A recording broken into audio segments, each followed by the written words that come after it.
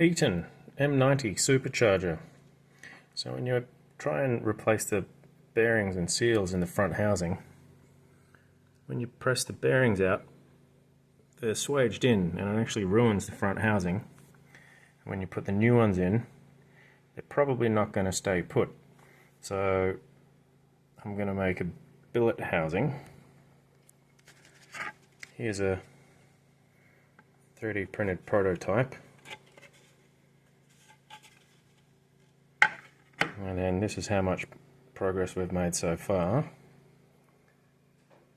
And then here's the SolidWorks model with some laser cut bearing retainer plates on there to hold the bearings in instead of just swaging it over. And I've also added some drain plug holes on the bottom so you can change the oil a bit easier.